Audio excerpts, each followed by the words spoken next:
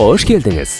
Бүгін біз сізге Android'тағы интернет трафиктің қайда кетіп жатқанын қалай тексеруге болатыны жайлы айтып, оны әсіресе роумингте үнемдеу бойынша кеңестер береміз. Бірінші әдіс. Менің билайным қосымшасын ашыңыз. Аккаунт бөліміне өтіп, есеп-шот түймесін басыңыз. Интернетті, содан кейін қажетті кезеңді таңдап, растауды басыңыз. Енді сіз трафиктің не үшін жұмсалатынын көре аласыз. Құрылғыңыздың жұмысы, оның баптауларына және біз басқара алмайтын функционалға байланысты. Сондай-ақ, телефонның бағдарламалық жасақтамасы үнемі жаңартылып отыратынын және бейнеде көрсетілгеннен өзгеше болуы мүмкін екенін ескеріңіз. Екінші әдіс. Құрылғыңыздың баптауларында деректердің қолданылуын тексеріңіз. Параметрлер мәзірін ашыңыз. Қосылымдар бөліміне өтіңіз. Деректерді пайдалану тармағын таңдаңыз. Бұл бөлімде сіз бір айда жұмсалған трафиктің жалпы көлемін, сондай-ақ жеке желілер, Wi-Fi, мобильді интернет трафигін көресіз. Маңызды, сіз деректерді пайдалану мерзімін өзіңіз таңдай аласыз.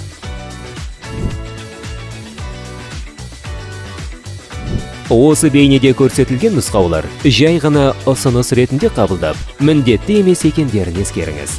Енді роумингте өте пайдалы болатын интернет трафикті үнемдеуге арналған бірнеше кеңес.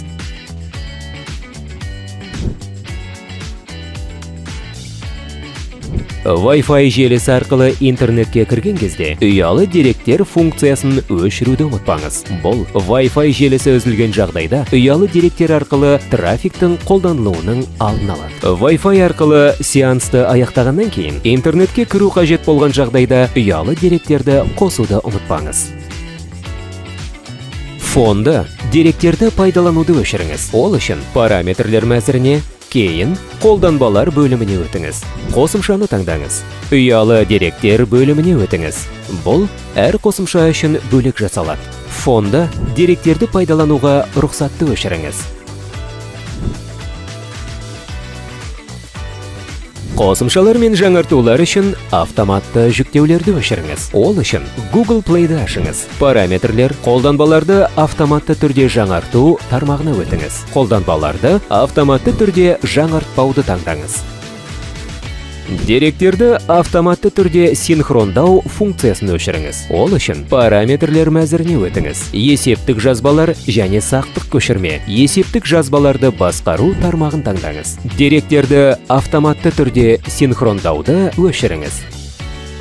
Ұялы деректерді пайдалануды азайту үшін деректерді сақтаушы режимін қосыңыз. Ол үшін параметрлер, қосылымдар түймесін түртіңіз. Содан кейін деректерді пайдалану, деректерді сақтаушы тармағына өтіңіз. Деректерді сақтауды іске қосыңыз. Бұл режим қосымшалардың фондық белсенділігін шектеп, бейнелерді көру немесе музыка тыңдау кезінде контент сапасын төмендету арқылы трафик шығындарын азайтуға көмектеседі.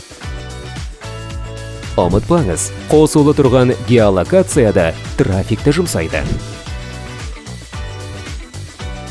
Егер сіз шетелге баратын болсаңыз, және де сізге интернет қажет болса, менің билайным қосымшасында роуминг қызметін оңай қосуға болатынын еске саламыз. Ол үшін менің билайным қосымшасын ашыңыз. Аккаунт бөлімі, содан кейін тиімді роумингке өтіңіз. Керек қызметті таңдап қосыңыз.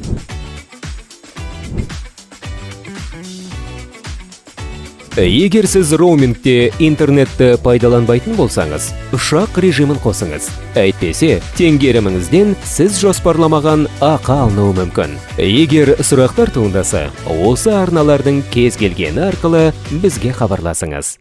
Игілікке қолданыңыз.